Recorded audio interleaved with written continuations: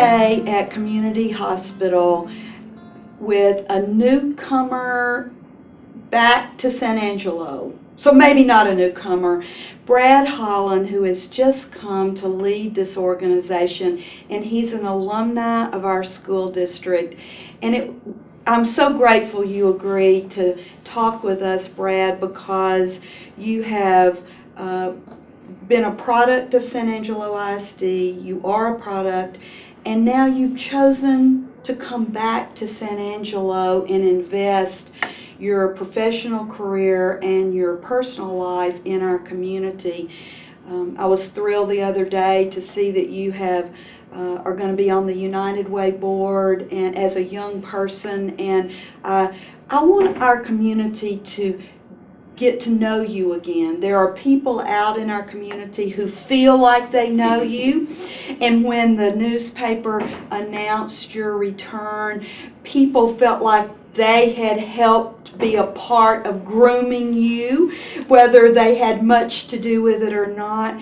And so I would like for us to chat a little bit about your life and why on earth did you choose to come back? Because I know from an earlier visit with you that you had other opportunities and could have taken a hospital in other cities, but you chose to come here. Take us back to what schools did you attend here, and are there any parts of your schooling that you think impacted you significantly? Sure. Well, first of all, Dr. Bonds, I appreciate the invitation to be here. This is my pleasure to sit down with you, and previous encounters with you have always been a blessing, and the community is happy and lucky to have you as well. So appreciate the opportunity to sit down with you. There's no question about it, San Angelo Independent School District has been a blessing to me in my life. I've attended 6 schools in San Angelo. I started at kindergarten at St. Luke's, Trinity Lutheran kindergarten, the first one was preschool, Crockett Elementary 1 through 5, Bonham, first graduating class from Bonham, Glenn, and Central. So I almost feel transient across my career just in the independent school district. I've been very blessed to have great teachers, and again, my personality is one that I'm going to put in and get something out of the educational district. So I had great teachers. They were always so giving, and they were happy to be there. If I had to look for characteristics across any teacher, it was that they were smiling, they wanted to go above and beyond, and they took a student like myself who was hungry for knowledge, and they fostered that. And I had great teachers. Did you ever have your mama? No, I made sure I did not have my mom. No, she made sure she didn't have you. And it works vice versa. Well, speaking from how much I care deeply for your mother, she could have handled having you in her class. Your mama is one of the best teachers in this district. Well, I hear positive things about her no matter where I go, and that's always a blessing. And one of the strong suits of wanting to come back is the positive family reputation, and that's invaluable. Do you have any memories of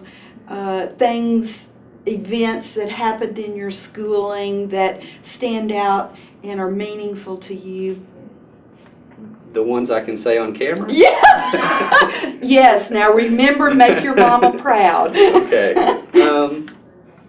You know, I had great teachers, and again, some of the unique stories I had with each teacher. Mrs. Howell, for example, was my first grade school teacher at Crockett Elementary.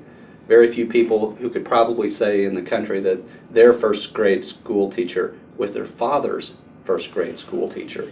And I recently understand Mrs. Howell retired maybe last year. Yes. I don't know how the math works. I'm not even sure that's possible, but it's true. So Mrs. Howell, that's a unique contribution that she's made to the teaching industry. Mrs. Grounds, 3rd grade at Crockett, was an inspiration to me.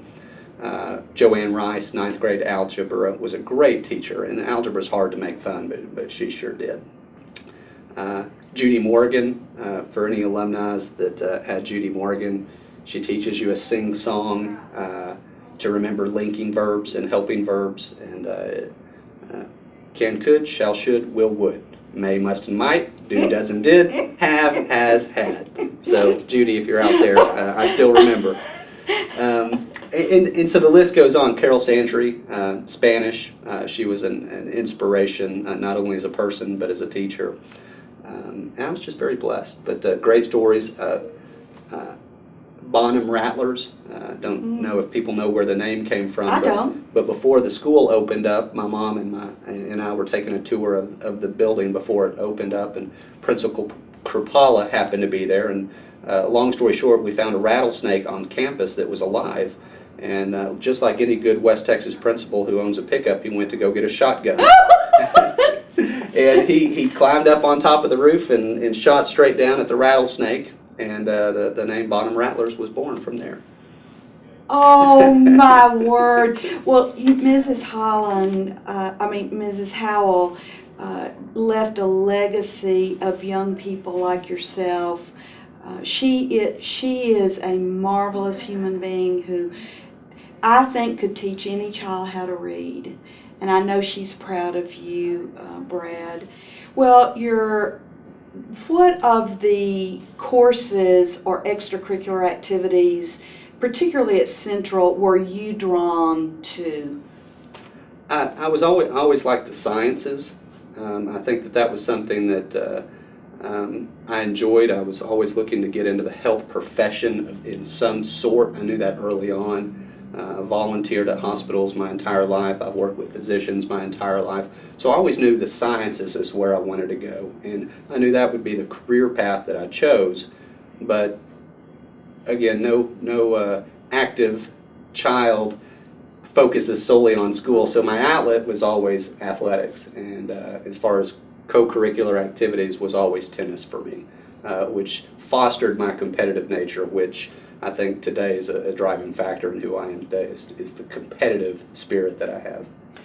Well, but you took the positive points of competitive spirit, because I have learned enough about you, Brad, from talking to others to know, and the very fact that you have chosen as a young man to be on community service boards, that it doesn't eliminate, you don't use your competitiveness to eliminate others in your world.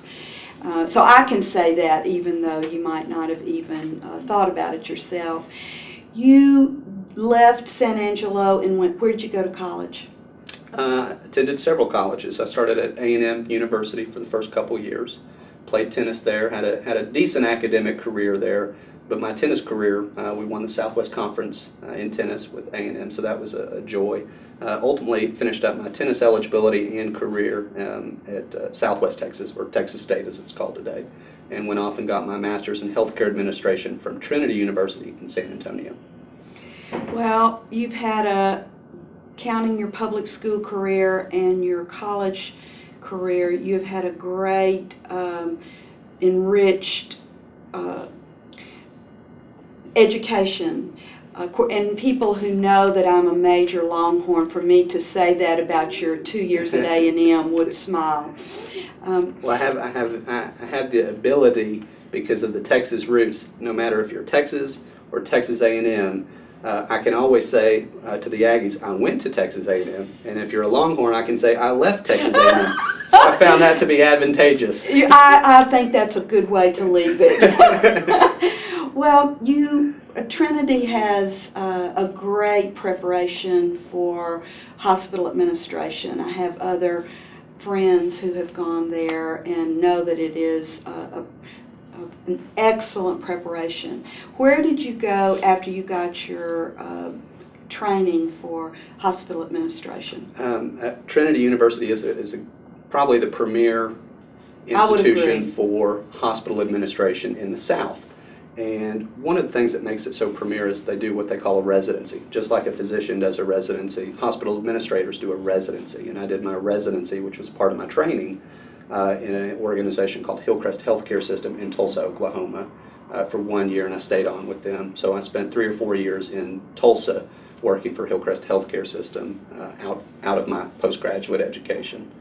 From there, I went and took a job as my first chief operating officer job I took in Lufkin, Texas, where I spent about 3 years for the company that I work for today. And after about 3 years, I went to Vicksburg, Mississippi, where I was the chief operating officer and administrator of a large multi-campus investor-owned organization, and that led me here about 6 months ago. Would you have dreamed when you were in Central High School that you would come back here? It's a tough question, and I could answer it both ways, but probably honestly, I spent the first 18 years of my life trying to get out of Dodge. I think that is a normal. I was waiting to hear if you were going to be truthful. So as much as I spent 18 years trying to leave San Angelo, there was always some sort of gravitational pull that it doesn't surprise me that I'm here today at all. Well, part of that is a maturing, and then getting away, and you lived several places, helped you to realize the incredible, wonderful city this San Angelo is. I always advise a young person, if they can, to leave town for a few years anyway, and they will appreciate their roots so much more. I think that was key for my wife and I. My wife is Juliana Gardner Holland, who is from San Angelo as well, and her parents still reside here, Patty and Randy Gardner, and they're just incredible in-laws. I'm incredibly blessed. But we tell people that the towns that we lived in were a population of about 30,000 in Lufkin and Vicksburg. Tulsa was larger. But when we moved back, we couldn't believe all the amenities that now we have. So for 18 years, we griped about the lack of amenities. So for Juliana and I, we deprived ourselves of a quality of life and the amenities that we have. So when we moved back, we felt like we hit the jackpot. Well, and I think here in the cities you've lived in, and I've lived a lot of places in my life, and I feel I'm a better person for that, you surely can see how, what an unusual place San Angelo is, with people here who care about taking care of people here in this community. It's a very giving place, and I've lived places where people weren't quite as willing to think outside their own survival.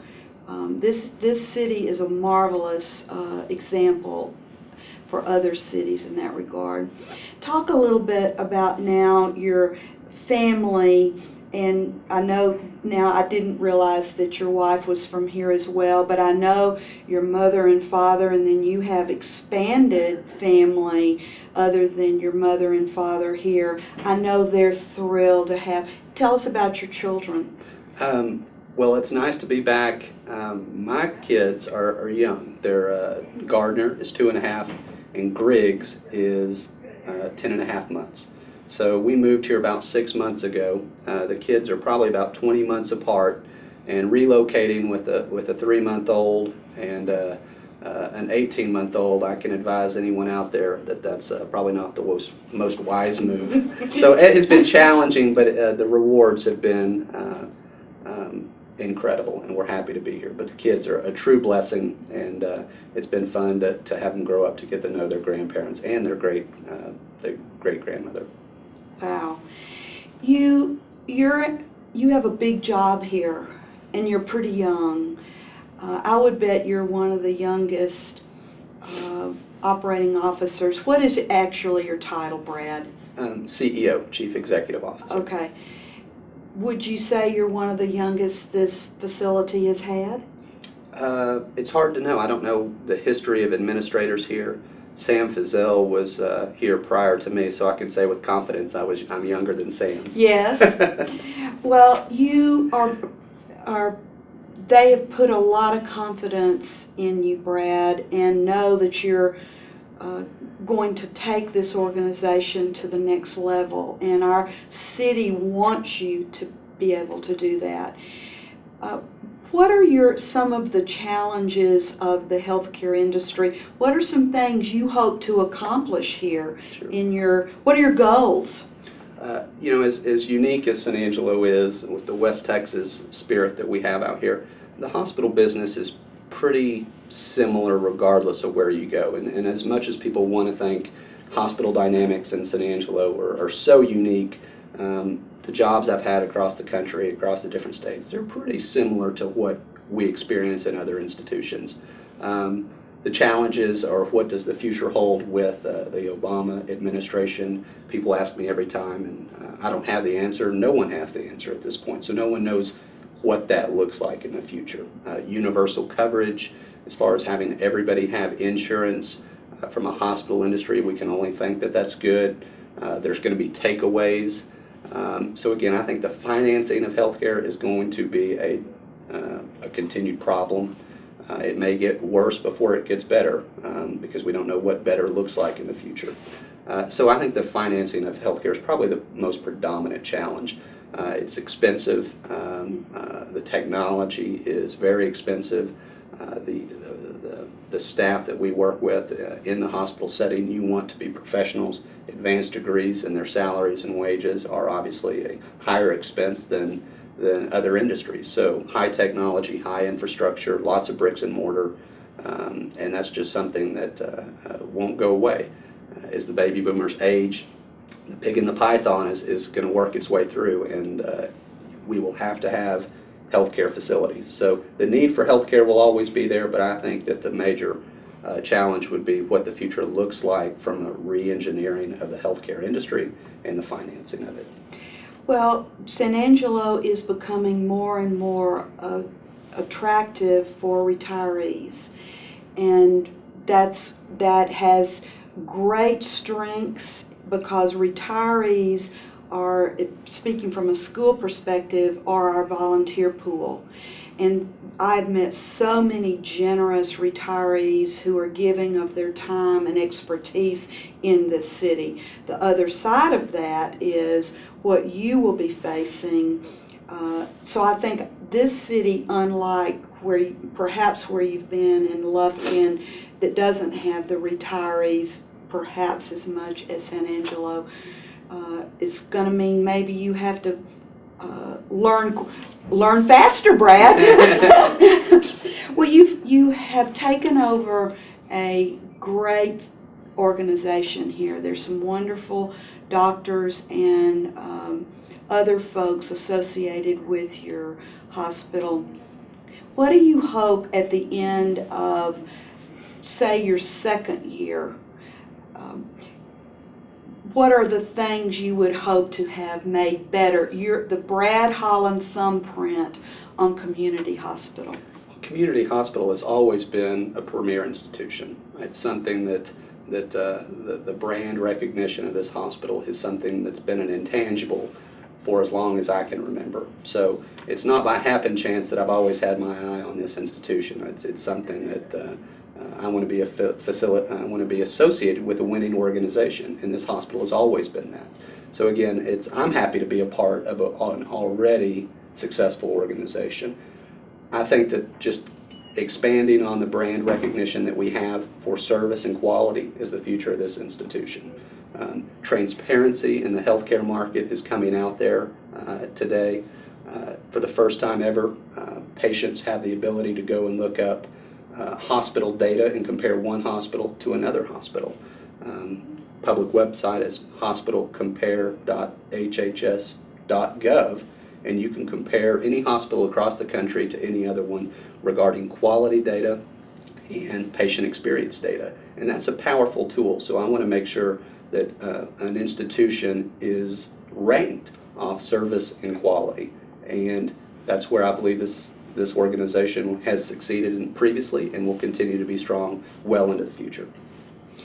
Well, Brad, when I visited with you on another day and walked around a little bit this hospital with you, and people feel comfortable coming up to you. No one passed you without looking at you and speaking, and you vice versa with them. So my bet is, or prediction, is when people feel comfortable with the person that they report to, they are going to work hard for you, Brad. And that's what I heard about you as a young man, is that you had high standards, but you were a leader and people wanted to follow you. So I feel excited, and I want you to know that we are so proud of you, that you are an alumni of SAISD. And what I would hope, and you and I brainstormed when I visited with you about collaborations for the school district and a hospital of ways that we could work together for the benefit, or whether it's for mentors, for your experts. And I thank you for being open for those kind of opportunities for students. You grew up in a home that provided you some expanded opportunities, and I want to work with you as we provide some experiences for our young people that perhaps wouldn't have that opportunity if you and I don't work together. Absolutely. Well, as the opportunity is two large major employers in town, if you and I can't work together, then shame on us. Shame on us. So we're the foundation, and there's no reason that we won't have a long, successful venture together. You are certainly involved in recruiting doctors, aren't you? Sure. So how do you go about such as that? Do you go to institutions that are residents are finishing their program? How do you go about that? Where do you go looking? Sure. There's no magic solution for physician recruitment, but the cornerstone of this community has always been a very high standard of excellence in the physicians, in the physician base, regardless of what institution or provider that you're associated with. And that's a draw to physicians in themselves. So the key is, whatever mechanism you find physicians, either out of medical school, residencies, teaching institutions, word of mouth, websites, recruiters, any of those opportunities, the key is if you can get them here to see San Angelo and feel the uniqueness and feel the environment and see the quality of life, the key, or the ability to recruit and retain that staff or that physician, is extremely high once you can get over the barrier of coming to see West Texas. And that is the same for me, recruiting school leaders, recruiting principals each summer that I'm involved in that. And it was, for me, once they got me here to visit and see, I was hooked. And I was so happy where I was prior. I had never lived in West Texas, but getting me here and visiting, this is the quality of life here is very high. Right. And I would hope that we can partner in that to make it an attractive place school-wise for these doctors and nurses that you're trying to recruit. Well, I appreciate you saying that. And that's a big part of physician and professional recruitment, is the school district. Without a doubt, without a doubt. We've talked about the change in the healthcare industry and what is on the horizon politically.